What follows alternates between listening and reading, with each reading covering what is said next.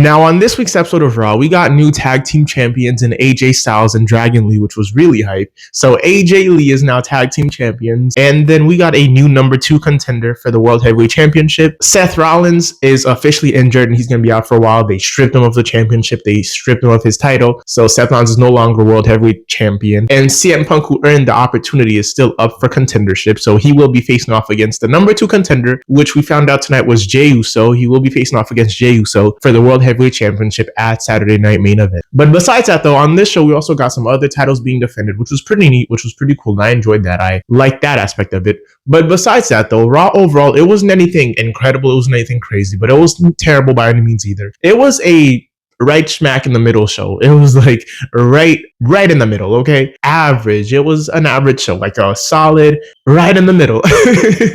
But that was that. But this week's episode of Raw, it wasn't really terrible by any means. It wasn't atrocious. It was definitely watchable. And I did enjoy the battle royal we got. I enjoyed that tag team championship match. That was probably match of the night. That was really good. And there were some segments here and there that I enjoyed as well. So this week wasn't completely terrible. It wasn't amazing, but it wasn't completely terrible. But anyhow, though, enough of all that. Let's get right into the video. Let's talk about the review. Let's talk about the breakdown. Let's talk about what happened, what we saw. But before all that, as always, the quote of the day. Let's talk about the quote of the day. Quote of the day. Not every storm comes to destroy you. Some roll in just to wash the dust off your soul and remind you how clean the air feels when the thunder passes. Weeping may endure for a night, but joy comes in the morning. Psalms chapter 30, verse 5. That is your quote of the day. Now let's get right into this video. So on this week's episode of Raw, we started off with a Paul Heyman and the Braun Bronze in-ring promo. So Paul Heyman and the Braun Bronze basically came out to explain themselves, give us an explanation on why they did what they did last week. Why did they turn on Seth? Why did they attack him? And before they even got into a promo, Adam Pearce was already waiting for them, and he was waiting for Braun Breaker to return the title, the heavyweight championship. So Adam Pearce was in the ring. He was like, the Braun Bronze, the Vision, because of what you did to Seth Rollins last week, he will be out for a long time. And with that being said, unfortunately, I will have to strip Seth Rollins of the World Heavyweight Championship, and we will need to crown a new World Heavyweight Champion. So tonight we will have a battle royal to determine who will be facing off against CM Punk at Saturday Night Main Event for the World Heavyweight Championship. And then after Adam Pearce said this, we got a senseless, pointless 10-minute back and forth between Adam Pearce and Braun Breaker, where Braun Breaker was basically trying to force Adam Pearce to say please. And it was the weirdest thing. Like, nobody was into it. Nobody was like cheering or booing for it. It was just so awkward. It was like 10 minutes of this too. Braun Breaker was like, say please, ask nicely, show me some respect. And Adam Pearce is like, really? And that was basically how I could describe it. It was so awkward. But after that, Adam Pearce ended up saying please, and he got the championship handed to him by Paul Heyman, not even the man who made him say please, but whatever. After this, Paul Heyman went on to say that he didn't betray Roman Reigns and CM Punk for Seth Rollins. He betrayed Roman Reigns and CM Punk for the Braun Bronze, Braun Breaker and Bronson Reed. And I'm like, what sense does that make? These two men weren't even in the equation by the time we were thinking about leaving Roman Reigns and CM Punk for Seth Rollins. It was just Seth Rollins, CM Punk, and Roman Reigns. What history are you trying to rewrite? What story are you trying to retell? Why are you trying to alter it so bad like the fans have the memory of a goldfish? Bronson Reed and Braun Breaker came after the fact. They came after all that happened. You're saying you betrayed them for Bronson Reed and Braun Breaker. Even at that, if you did, what kind of call is that? That's so silly. You're telling me you have Roman Reigns to choose from. You have CM Punk to choose from, and you choose the Braun Bronze over them two? Come on, like, what sense does that make? At least make it make sense where Paul Heyman said something along the lines of, I did betray CM Punk and Roman Reigns for Seth Rollins,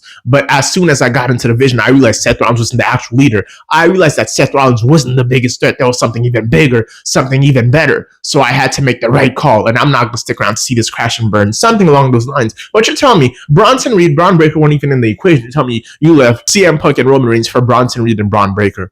Really? Like, Jesus Christ. Keep it consistent at least, WWE. Jesus Christ. It's not that hard to write something that makes sense. Golly. Anyhow, though, Paul Heyman went on to say that Braun Breaker and Bronson Reed are the future. And because they are the future, he chose them. Bronson Reed and Braun Breaker are better than Roman Reigns. And I'm like, blasphemy of the highest order, okay? That's nonsense. But Paul Heyman went on to say that Bronson Reed and Braun Breaker are better than Roman Reigns. And Paul Heyman went on to say that Seth Rollins could not shoulder the vision into the future, hinting at the shoulder injury he got, which was a pretty cool quote in there, but it wasn't anything too crazy. But he said Seth Rollins could not shoulder the vision into the future. So Paul Heyman had to make the right call. Paul Heyman had to decide whether to stand behind Seth Rollins or the Braun Bronze, and he chose the Braun Bronze. Paul Heyman said that Seth Rollins is a bum, and Seth Rollins doesn't run anything around here. Winners write history, Seth. And I've always wanted to say this. Welcome to Monday Night Raw. And he throws the mic onto the floor and walks out, and that was that. That was the explanation we got. Paul Heyman left Roman Reigns and CM Punk for the Braun Browns, and he was never really behind Seth Rollins, and Seth Rollins could not control the division. So I'm like, what have we been doing for the past year, for the past 6 months? Why have we been stuck in this nonsense story if you didn't believe in him? What was that favor you owed him? What was all those promos you were cutting from talking about some Seth Rollins is the future, he's the architect, he's the visionary, Roman Reigns could never, CM Punk, you were all using me, but Seth Rollins, like, what was all that for? Talking about some, you chose the vision for the Braun Browns. Two men who have yet to even hold a World Heavyweight Championship, an Intercontinental Championship, a United States Championship, a Tag Team Championship. What are we talking about right now? Like, Jesus Christ. But anyhow, after that, we immediately got to our first match of the night, and it was Dragon Lee and AJ Styles, aka AJ Lee, versus the Judgment Day for the Tag Team Championships. And this was a really hype match. This was a really good match. This was really entertaining. And the false finishes throughout this match was just chef's kiss. It was so fun. Because I actually didn't think the Judgment Day were going to get dethroned. I really didn't, but I was like, it would be crazy if AJ Styles lost here too, because he would look great with the Tag Team Championships. So I was like, if he didn't get the Intercontinental Championship from Dirty Dom, at least the Tag Team Championships. And we did get that, so I'm not going to complain. But this match, we had, like I said, false finishes right, left, and center. That combined with some nice, flashy, quick pace in-ring action, high-flying moves, heavy-hitting moves. It was just fun. Everybody in this match did their thing, and this was a really good match. And this was probably match of the night, in my opinion. Both teams showed up and they showed out. And this was a really good match, like I said. And we even got new tag team champions. And AJ Styles hit a Styles class on Finn Balor and pinned Finn Balor for the win. And AJ Styles, and Dragon Lee are officially your new tag team champions. And that was that. After this, we got this cool backstage segment between the Usos. And Jey Uso is basically trying to apologize to Jim Uso for what he said to Jim Uso last week, saying that he was going to focus on himself. He's not out here. He doesn't want to worry about Jim Uso. He's just focused on himself. He's taking Roman Reigns' advice. Jim Uso went off on Jey saying, nah, I'm not trying to hear any of this. You have Roman Reigns out here orchestrating this, puppeting you around, having you believe that you lost your World Heavyweight Championship because you stuck your neck out for people. Nah, that's not why you lost it. You lost it because you stopped believing in yourself. You stopped believing in Jey Uso. That's why you lost it. So you better get whatever this is, you better get it figured out, because we're both in the Battle Royal tonight. And I'm going off on everyone, and even you if you get in my way. And I was like, yeah, okay, I'm here for this animosity. I'm here for it. Telling your own twin. I don't care what it is tonight. What happens? What goes down? We're both in this Battle Royal. If you think I'm looking out for you, you got another thing coming. So get your head right, get this figured out, get it sorted out, because I'm not trying to hear any of these excuses. And I really like that promo. I really like the animosity from both of them. And it was like healthy competition. You saw Jey really, he looked at Jim, he was like, all right, I feel you. All right, Oos, but we good though? And that was that. He made sure we're good, but it's still competition out here. So I'm like, okay, I'm here for this. And then this was even hinting towards a separation between them, a potential heel turn, because later on in the night, Jey Uso ended up tossing his own twin out the ring. And I was like, that's crazy. Okay, that was insane. I'm like, Jesus Christ, but whatever. We'll get into all that later on. But that was basically that. After that, we got our second match of the night, and it was Dirty Dominic Mysterio versus the Bulgarian Brute Rusev. And this was definitely a match. And it was definitely a match. Yeah, it was definitely a match, okay?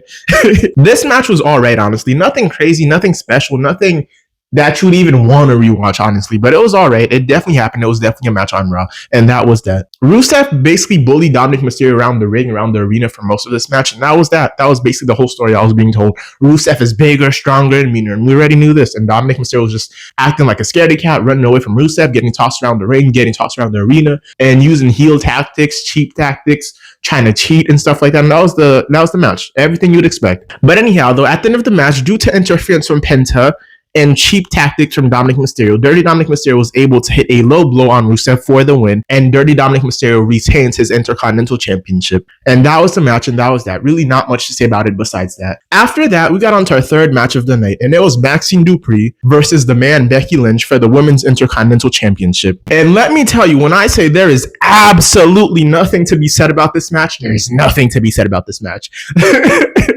This match, oh my God, this match. Let me give credit where credit is due before I say anything negative.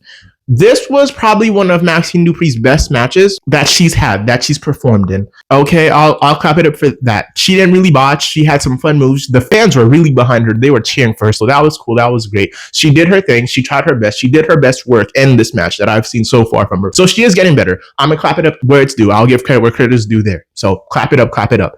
Now, on the other hand, Nobody cared about this match. Nobody cares. Nobody cared. I didn't care. You didn't care. We didn't care about this match. We knew good and well Maxine Dupree was not about to dethrone Becky Lynch. We knew that wasn't going to happen. We knew Becky Lynch would have retained.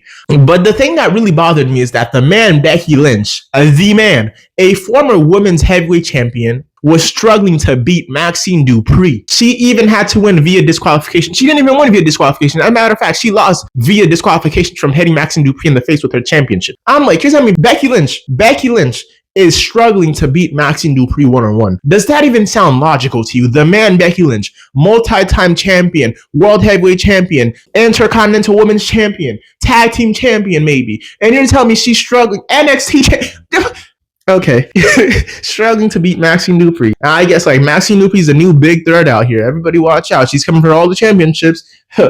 If I were Stephanie Vaquer right now, I'd be worried, you know? But anyhow, Becky Lynch ended up retaining her championship via disqualification. Like I said, she smacked Maxine Dupree in the face with the championship, and that was that. Anyhow, after this, we got a Kabuki Warriors video package.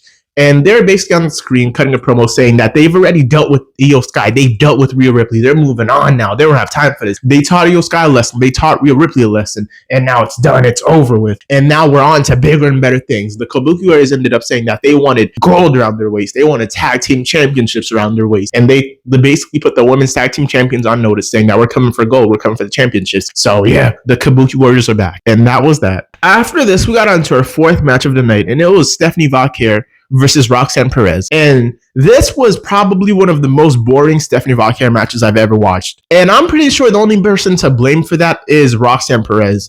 This match was not entertaining at all. And let me just say this, Roxanne Perez, she desperately needs to alter her moveset or something, because most of her moves either look silly, not believable, or just straight up awful. Jesus Christ. Especially those SpongeBob punches that don't connect with anything. I'm like, just stop doing that. It looks so bad. Or at least make them connect like how you're supposed to. We know, okay? We know what it is. We know what it ain't. We know what it is. It's not supposed to hit, hurt, whatever. But make it look believable at the very least, because you could see it clear as day that they're not even getting anywhere near Stephanie Vaquer or any of her opponents she does this to, as a matter of fact. So I'm like, she really desperately needs to alter her moveset or something, because it looks so bad. It looks so bad. Not believable. It looks awful. It just looks, oh my God. She needs to work on something. And especially with her size in the ring, she's not a big competitor. She's not tall. She's not the strongest, anything like that. So you really need something that makes you stand out. You can't just be doing this basic stuff. You have to captivate the fans and make them believe there's something even bigger than life that you're doing. And with the work she's doing right now, it's not saying that at all. Like, no matter who she faces, she doesn't look like a viable threat. And that's the one problem I have with her. And I think the main issue is her moveset. Like, you're already short, you're small, stuff like that. You're not the strongest. Make sure you have something flashy, something crazy, something you're like, Jesus, she actually could beat this person. But with her moveset now, there's nothing in her moveset that would make you believe that she could actually beat a threat, an actual competitor, an actual opponent. But anyhow, though, there's really not much to say about this match. Like I said, it was probably one of the most boring Stephanie Vaquer matches I've ever watched. But anyways, at the end of the match, though, Stephanie Vaquer ended up hitting the Angel's Ring on Roxanne Perez for the win, and that was that. And after the match, as always, right on cue, right on schedule, the Judgment Day ended up jumping the opponent. They jumped Stephanie Vaquer, and Nikki Bella, surprisingly enough, made her return, and she came out to the aid of Stephanie Vaquer. And she rescued Stephanie Vaquer from a heinous attack, and that was that. And after this, we finally made it to our main event, and it was the 17-man Battle Royal, which was really a 5-man Battle Royal, which was really a 3-man Battle Royal, because not every man in this match mattered. Did anybody think Akira Tozawa was going to win? Like, there were some people in this match who were like, we know you're just there to fill up a spot, okay? We already knew it was going to come down to Jey Uso, Jim Uso, LA Knight, potentially AJ Styles, and stuff like that. Like, we already knew not every 17 men in this match, not all of them mattered. Not all of them were going to stay to the end. Some of them were just spot fillers, okay? I'm like, they said it was a 17-man Battle Royal, but me and you, we truly know it was a 5-man Battle Royal at most. And if you really went into it, it was actually just a 3-man Battle Royal. So I'm like, you could have just made this a triple threat. But no complaints from me. I like the concept of the Battle Royal. I enjoy a good Battle Royal as much as the next person. And I really like the new stipulation, the new aspect we got to see on this show. So that was that. I'm always asking for something new, something different. So when they do deliver, I'll clap it up. I did enjoy the Battle Royal, and it was a really fun match in my opinion. And this was your standard Battle Royal. Same rules. Throw your opponents over the top rope. Don't get thrown over the top rope. And that was that. Anyways, though, throughout this match, we got some pretty cool face-offs, fun spots, and of course, shenanigans as always. It was a pretty fun match in my opinion. But anyways, though, at the end of the match, the last 5 men standing were Jim Uso, Jey Uso, AJ Styles, LA Knight, and Dirty Dominic Mysterio. They were the last 5. And to get into eliminations of the last 5, Jim Uso ended up throwing out AJ Styles. Jey Uso ended up eliminating both Jim Uso, his twin, and LA Knight, which was crazy. And Jimmy Uso was absolutely distraught. He was disappointed after he got thrown out by his own brother. And he stood out there for a minute just walking around trying to make sense of it all. And I was like, man, I feel you, okay? But whatever. And after Jey Uso threw out both LA Knight and Jim Uso, it came down to the final 2. And the final 2 were Dirty Dominic Mysterio and Jey Uso. And Jey Uso ended up with ease. With negative difficulty, he threw Dominic Mysterio out, and Jey Uso is now your number 2 contender. And main event Jey Uso, 4 letters, 1 word, Heat Man Jey Uso. He will go on to face CM Punk at Saturday Night Main Event for the World Heavyweight Championship. And that was that. And like I said, we got a final shot of CM Punk and Jey Uso doing a standoff. And the one thing I really did enjoy about this match too was that we got CM Punk on commentary, and this man was hilarious. Him and Wade Barrett, oh my god, my sides were hurting. They were so funny. That was probably the highlight of this match for me too, the commentary team. It was so funny. But anyhow, that was that. That was your whole Raw. That's how it ended, with Jey Uso and CM Punk standing off and Jim Uso in the background just pacing around and stalking around looking irate and disappointed. And that was that. Anyways, though, I would rate this episode of Raw a solid 5 out of 10. Like I said, it wasn't anything crazy, anything special. There was a few matches that I liked, 2 matches that I liked, and a few segments that I liked, 1 segment that I liked. So that was that. But besides that, though, everything else on the show is pretty much hit or miss. You either really liked it or you really didn't, or it was just boring to you. So that was that. This show wasn't the worst Raw we've seen. It definitely could have been better, though, but it wasn't the worst we've seen. And that was that.